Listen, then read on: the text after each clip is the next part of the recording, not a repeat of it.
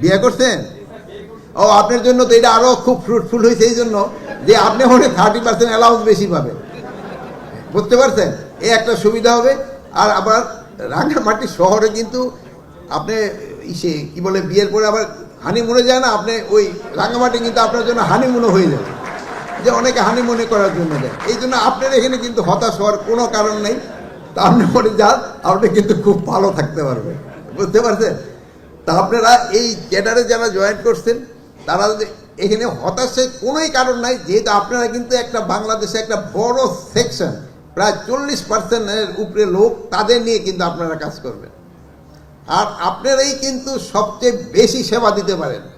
যদিও ডাক্তাররা বলে যে তারাই সেবা দেয়, কিন্তু ডাক্তাররা সেবা দিয়ে প্র্যাকটিস অ্যালাউন্স নেয়, কিন্তু আপনাকে মনে হয় ওইরকম প্র্যাকটিস অ্যালাউন্স নাই, এবং নন প্র্যাকটিসিং অ্যালাউন্স ওর মনে হয় নেই। হ্যাঁ, এই জন্য সেবাটা কিন্তু আপনাকে সেবাটা হইল ডাইরেক্ট পায়।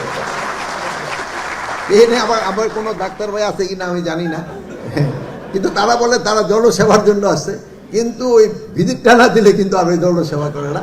কিন্তু আপনারা কিন্তু ভিজিট ছাড়াই কিন্তু জনসেবা করে যাচ্ছেন, এবং আপনারা জনসেবা করে যাচ্ছেন অমুক একটা শ্রেণীতে যারা কোনো অবস্থায় অনেক উপরের দিকে যেতে পারে না।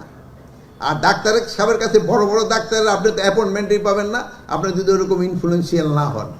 আর ওই ছোট প্রথম যারা ইসে পোস্টিং হয় ওই কি বলে এই থানা বা উপজেলায়, তারা তো সাধারণত যায় না।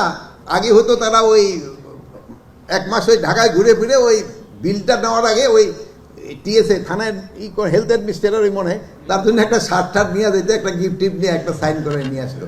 বাট আপনাদের ক্ষেত্রে যেন এইটা না হয়, আপনারা কৃষকের সাথে যাবেন এবং কৃষকের সাথে কাজ করবেন, এবং কৃষকরা যদি উপকৃত হয় দেশবাসী কিন্তু উপকৃত হবে। তা আপনি